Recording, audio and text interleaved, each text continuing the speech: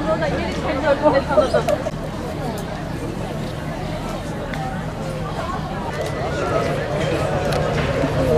Biraz sağ tarafa çadırlara doğru ilerleyelim inşallah. Yukarıdaki kardeşlerimiz de İnönü Üniversitesi öğrenci toplulukları olarak düzenlemiş olduğumuz kampüste intifada Gazze dayanışma çadırımızın açılışına hepiniz hoş geldiniz. Bismillahirrahmanirrahim.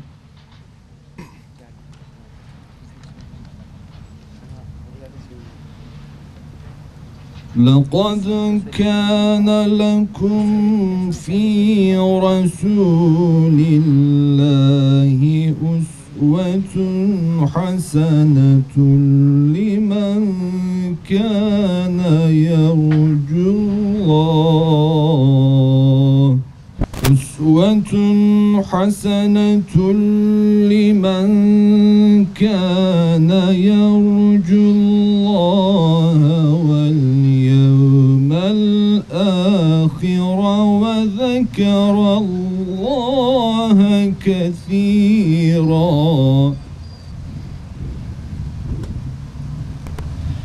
وعدنا الله رسوله وصدق الله ورسوله. Gerçekten böyle bir ortamda, bu şartlar altında insan ne konuşabilir? Aslında sözün bittiği, kelimelerin tükendiği bir nokta. Bugün işlenen cinayetler karşısında, dünyanın şahit olduğu vahşet karşısında, bizim dünyamızla hiç alakası olmayan, bizim inançlarımızı paylaşmayan insanların sadece vicdanlarından gelen sesle harekete geçmesi ve aslında harekete geçip bizi harekete geçirmeye başlaması olayın vehametini, olayın ne kadar büyük olduğunu göstermesi açısından yeter ve artar. Değerli kardeşlerim, şu anda bu bizim yapmış olduğumuz eylemin, sizin açmış olduğunuz çadırların yüzlerce katını dünyanın her tarafındaki insanlar, bir kısmı bizim gibi Müslüman ama Müslüman olmadıkları halde işlenen soykırım ve cinayetten rahatsız olarak vicdanları yaralanan, kanayan insanların açmış olduğu yüz binlerce çadır. Allah'a hamdolsun. İçimiz kan ağlarken diğer taraftan gerçekten Allah'a hamd ediyoruz. Rabbimize 100 yılı aşkın süredir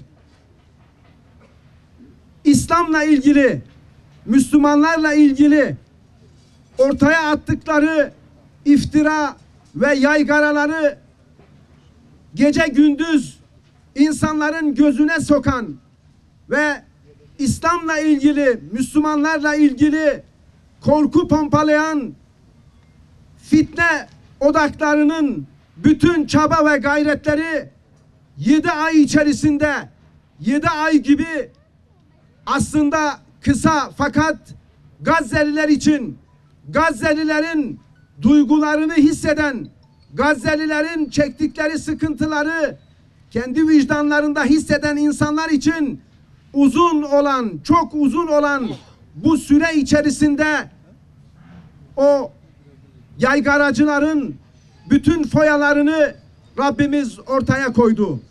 Onların bütün düzenlerini, entrikalarını bozdu. Dünya Filistin'e döndü. Dünya Gazze'ye döndü. Allah'a hamdolsun.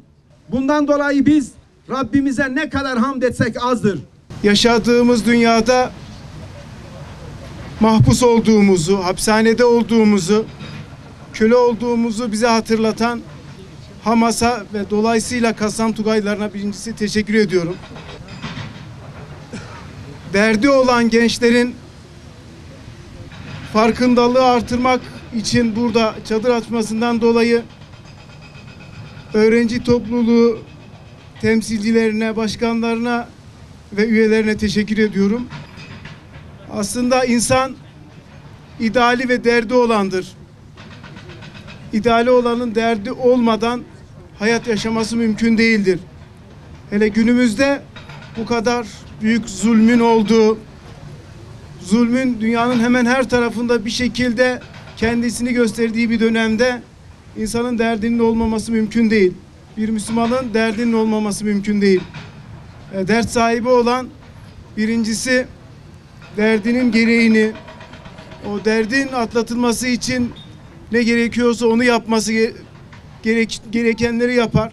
Bu anlamda bazen pasif bir direniş ama çoğu zaman aktif bir direniş gerçekleştirilmesi gerekiyor. Biz aslında aktif bir direnişin sadece destekçileri olarak buralardayız. Dünyanın birçok yerinde olduğu gibi, dünyada birçok ülkede, birçok üniversitede, birçok kampüste olduğu gibi. Bu anlamda yaptığımız eylemin değerli olduğunu bilmemiz lazım. Ancak biz bunun da ötesine geçmemiz gerektiğini hiçbir zaman unutmamalıyız. Çünkü Siyonizmin öncelikle anladığı şeyin güç olduğunu, kuvvet olduğunu unutmamalıyız. Ama biz biliyoruz ki bu gücü bugün ortaya koyamasak dahi safımızı belli etmemiz lazım. Aslında açılan bu çadırlarda, burada toplanmak da aslında bunun bir göstergesi. En azından safımızı belli etmiş oluyoruz. Zamanın hızlı aktığı bu dünyada bir duruş, bir düşünce, bir ideal için farklı bir eylem gerçekleştirmiş oluyoruz. Onun için sizlere ayrıca teşekkür ediyorum. Gergin uykulardan, kör gecelerden bir sabah gelecek kardan aydınlık. Sonra düğüm bilmecelerden bir sabah gelecek kardan aydınlık. Allah'ım bizler senin aciz kulların olarak senin rahmetine, mağfiretine, affına sığınıyoruz. Dualarımızı sana yöneltiyoruz. Dualarımızı en güzel şekilde makbul eyle Allah'ım. Bizi senden başkasına muhtaç eyleme Allah'ım.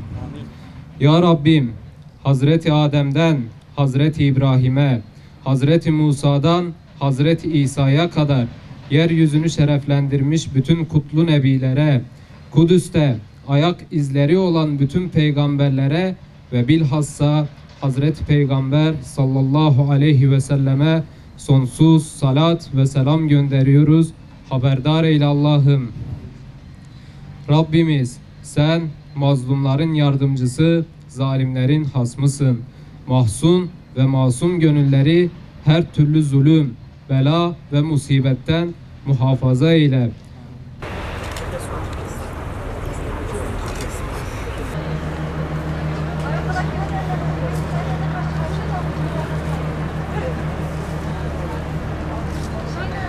Hadi.